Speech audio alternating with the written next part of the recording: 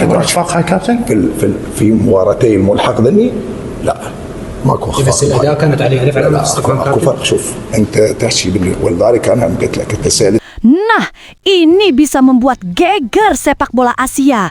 Ketum Federasi Sepak Bola Irak, Adnan Dirjal, dikabarkan mundur, mogok bertanding di round 5 sampai buat pernyataan keras dan berani gini. Sikat habis mafia judi AFC, sampai tunjuk Patrick Kluivert sebagai alat boneka AFC dan ajak investor Amerika Elon Musk bangun Federasi Asia Timur, sampai bikin presiden AFC panik ketakutan, gak terima dituduh begini.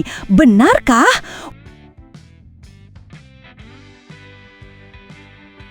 Wah, ini baru super top markotop. Tepat tadi malam, Ketum PSSI Erick Thohir akhirnya muncul ke publik sampai umumkan hal penting ini. Apakah turuti datangkan kembali Shin Tae-yong sampai angkat Coach Nova jadi pelatih timnas U20 yang baru kah? Yuk simak video sampai selesai ya guys.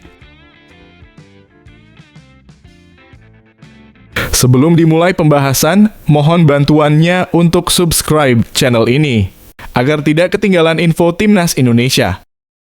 Dilansir dari situs web Fiksi Garuda, tepat hari ini, dalam sebuah konferensi pers yang digelar di Baghdad, Adnan Dirjal, Ketua Umum Federasi Sepak Bola Irak (AIFA), memberikan pernyataan yang membakar dunia sepak bola Asia.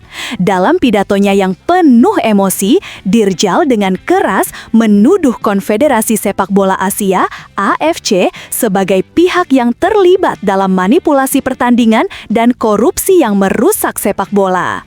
Adnan Dirjal dengan penuh keyakinan mengumumkan bahwa IFA bersama dengan Uni Emirat Arab (UEA) akan memboikot seluruh pertandingan yang dijadwalkan pada November 2025 untuk putaran kelima kualifikasi Piala Dunia 2026. Dirjal menyatakan bahwa tidak ada tempat bagi AFC di dunia sepak bola yang bersih dan jujur. Ia mengajak Federasi Sepak Bola negara-negara Asia lainnya yang merasa dirugikan oleh praktik mafia ini untuk ikut serta dalam aksi mogok massal. Ini bukan hanya masalah Irak atau UEA, ini adalah masalah seluruh dunia sepak bola yang dicemari oleh permainan kotor. Kami akan berdiri bersama dan menuntut perubahan. Kami tidak akan bermain di bawah pengaturan yang telah dicemari oleh korupsi dan mafia, tegas Dirjal dengan suara bergetar penuh amarah.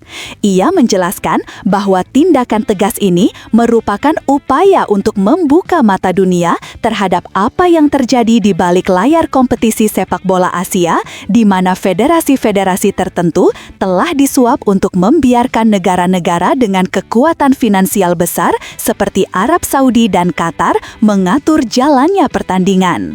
Dirjal melanjutkan pidatonya dengan mengungkapkan bukti kuat terkait suap yang diterima oleh Patrick Kluivert, pelatih timnas Indonesia, untuk sengaja mengalah pada Arab Saudi dalam pertandingan kualifikasi Piala Dunia 2026.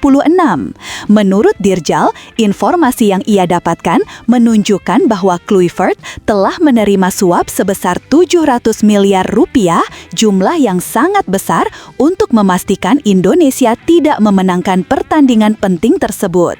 Ini adalah tindakan yang sangat tercela. Patrick Kluivert yang seharusnya menjadi simbol integritas dan semangat juang justru menjadi alat dari mafia yang lebih besar.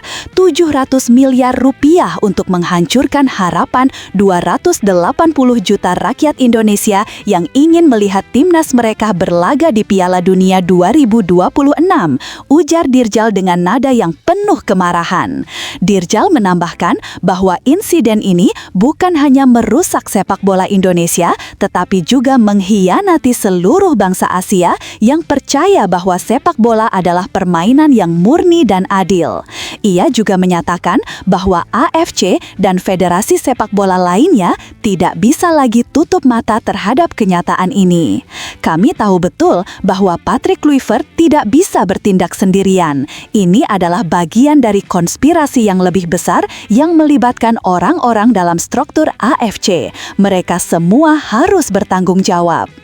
Dengan segala amarah yang membara, Dirjal juga mengungkapkan niatnya untuk membawa kasus ini ke Pengadilan Arbitrase Olahraga Internasional.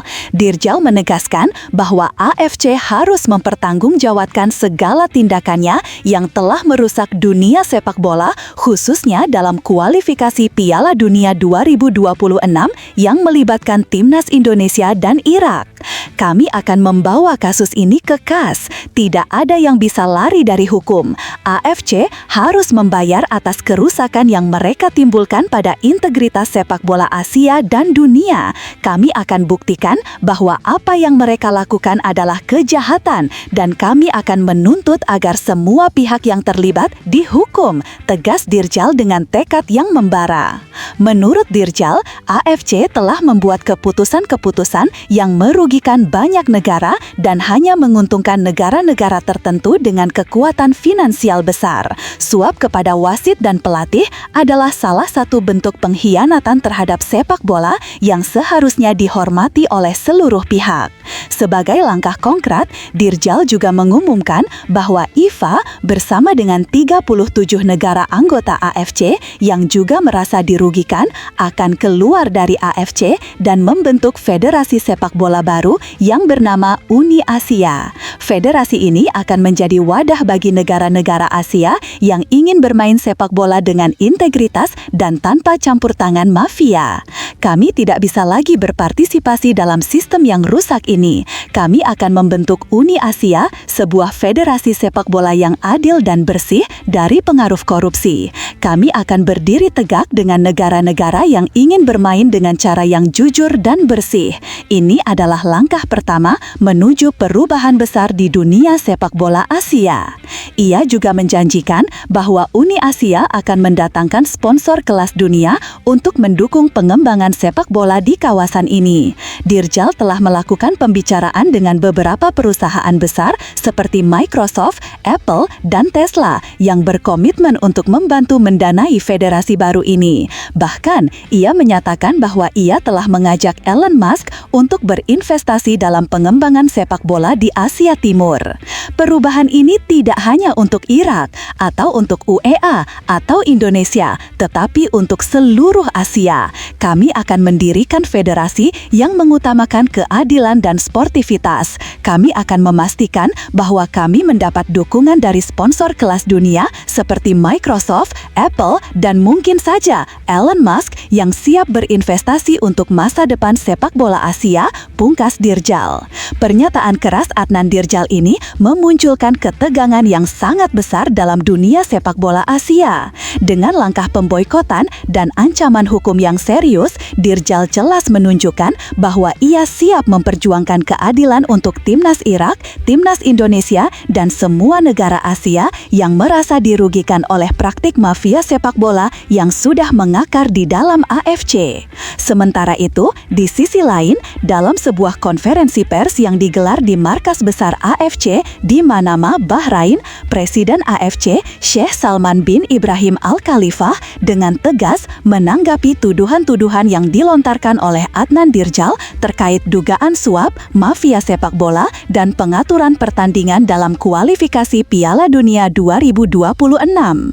Tuduhan yang disampaikan oleh Adnan Dirjal terhadap AFC, khususnya yang terkait dengan suap kepada pelatih, wasit, dan pengaturan hasil pertandingan, adalah tuduhan yang sangat tidak berdasar dan sangat merugikan citra serta integritas AFC. Saya ingin menegaskan sekali lagi bahwa AFC adalah organisasi yang bekerja dengan penuh transparansi, kejujuran, dan integritas.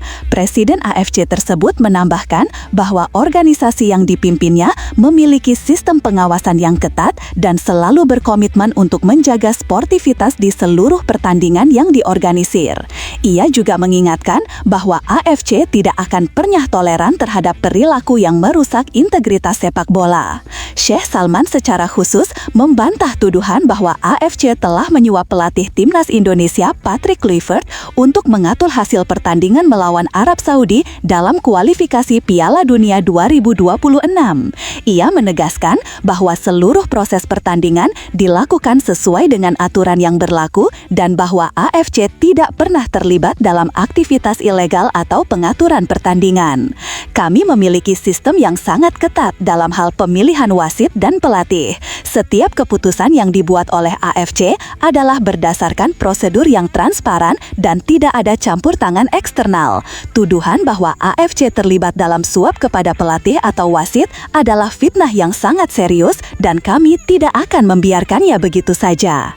Ia juga menekankan bahwa AFC bekerja sama dengan Badan Pengawas Internasional termasuk FIFA untuk memastikan bahwa setiap kompetisi dan pertandingan berjalan dengan adil dan bersih dari segala bentuk kecurangan.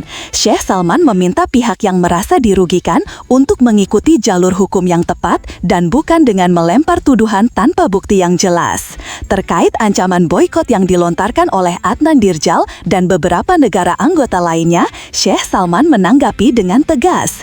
Ia mengingatkan bahwa keputusan untuk memboikot AFC adalah hak setiap negara, namun tidak akan mempengaruhi keberlangsungan kompetisi yang diorganisir oleh AFC. Kami tidak takut dengan ancaman tersebut, dan kami akan terus bekerja keras untuk memastikan keberlangsungan kompetisi yang adil dan transparan. Ia juga menyatakan bahwa AFC akan melindungi nama baik organisasi dan siap untuk mengambil tindakan hukum terhadap pihak-pihak yang menyebarkan fitnah atau merusak reputasi federasi. Kami tidak akan segan-segan untuk mengambil langkah hukum yang diperlukan untuk melindungi integritas AFC. Semua tuduhan yang dilontarkan tanpa dasar akan dibawa ke jalur hukum yang tepat. Kami percaya pada sistem hukum internasional dan kami akan memperjuangkan hak AFC dengan segala cara. Sheikh Salman juga menanggapi pernyataan Dirjal yang mengatakan bahwa AFC hanya menguntungkan negara-negara dengan kekuatan finansial besar seperti Arab Saudi dan Qatar. Ia menegaskan bahwa AFC selalu mengutamakan kepentingan seluruh negara anggota dan bahwa tidak ada negara yang diperlakukan lebih istimewa dari yang lain. AFC adalah organisasi yang melayani seluruh anggota tanpa membedakan status ekonomi atau politik. Setiap keputusan yang kami buat adalah untuk kepentingan bersama dan pengembangan sepak bola di seluruh Asia. Kami telah melihat banyak negara Asia yang berkembang pesat dalam beberapa tahun terakhir berkat upaya AFC, dan itu adalah bukti bahwa kami bekerja dengan adil untuk semua pihak, ujar Sheikh Salman. Ia menambahkan bahwa AFC berkomitmen untuk terus bekerja sama dengan negara-negara anggotanya untuk meningkatkan kualitas sepak bola di Asia, serta memastikan bahwa setiap negara memiliki kesempatan yang sama untuk bersaing di level internasional.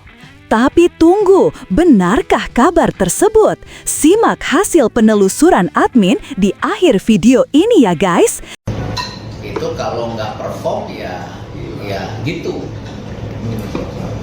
Walaupun sebenarnya kalau secara pribadi saya kurang gitu suka, karena membangun strata kepelatihan itu perlu waktu, gitu kan. Waktu saya masuk PSSI itu kan jelas antara Sintayong dan Indra Safri ya nggak bisa komunikasi, masing-masing senior, masing-masing punya, ya kan nggak mudah gitu. Nah baru terakhir zamannya Patrick kita bisa bikin strata, tapi itu pun karena gagal ya gimana ya kan. Ya sekarang kalau ditanya pusing nggak? Pusing. Kenapa? Persib Bandung kembali mendapatkan hasil positif di ajang AFC Champions League 2 musim ini. Skuad Bojan Hodak menang dengan skor meyakinkan 2 gol tanpa balas atas Selangor FC. Gol pertama Persib lahir pada menit ke-29. Adam Alis membobol gawang Selangor lewat situasi serangan balik.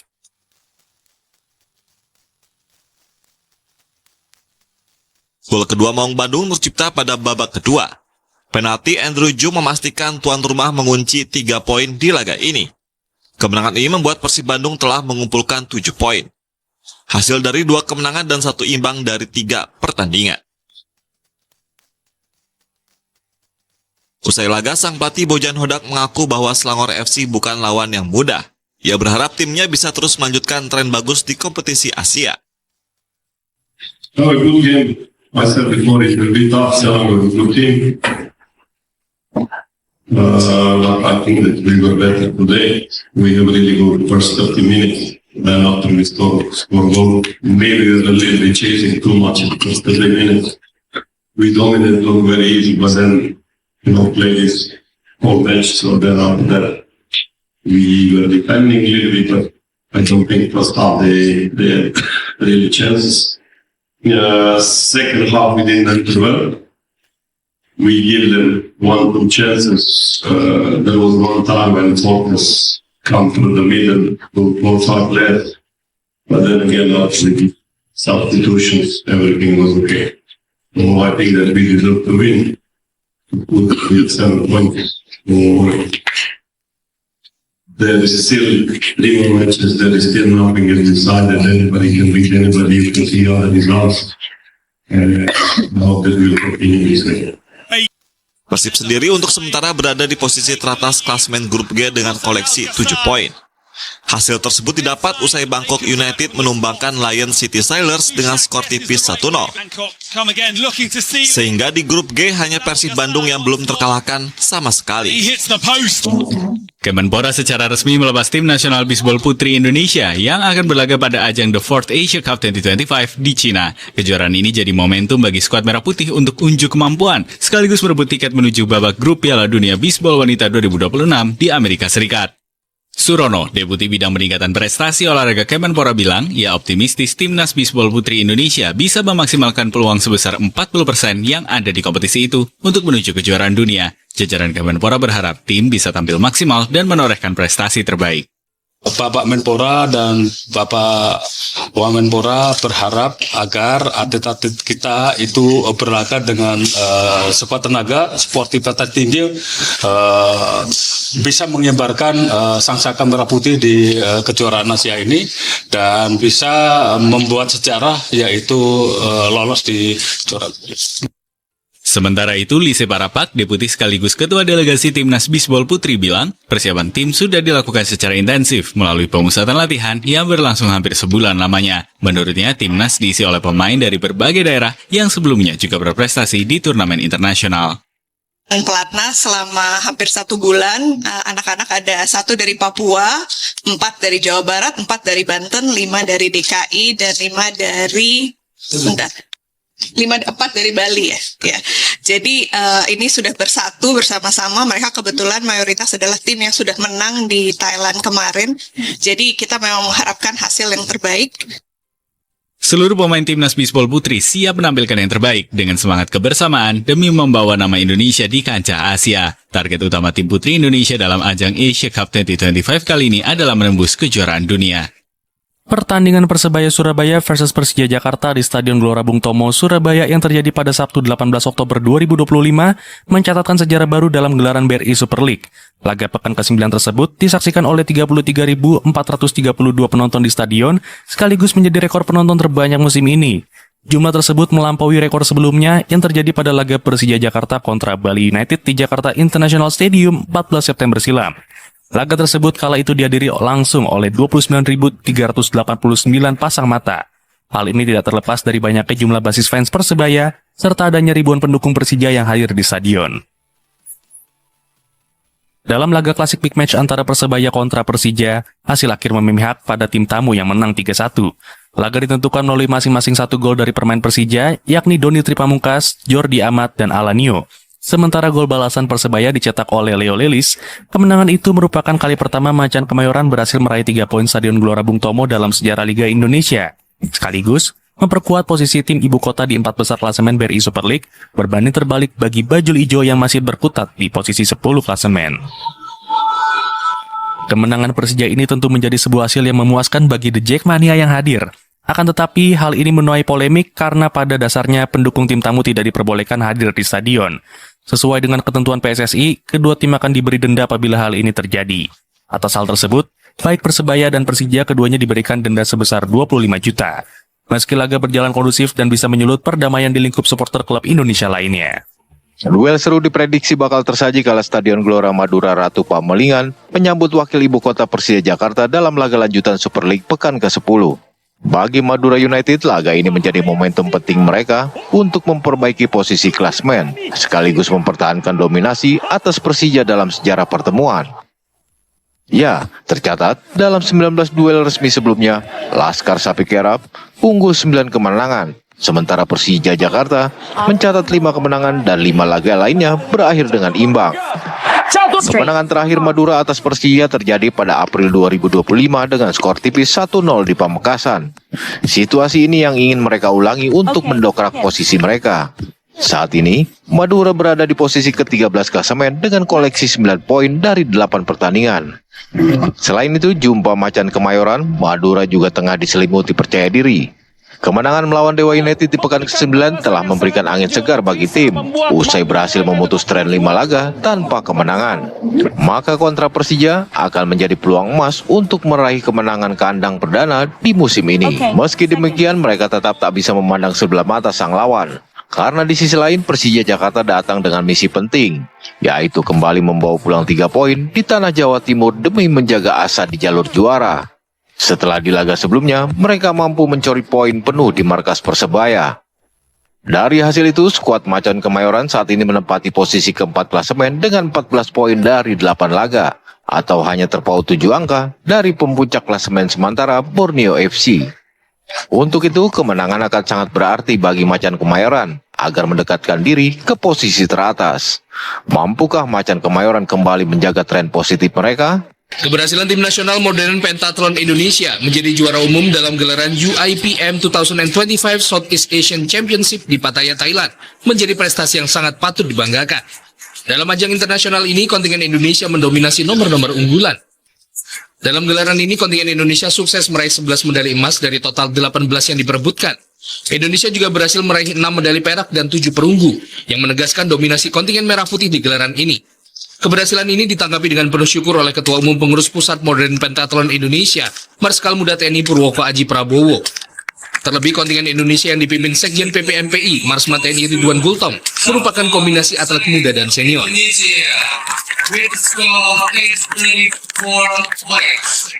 Salah satu atlet laser run senior female Indonesia, Vera Febrianti, ikut menyumbang medali emas untuk kontingen merah putih.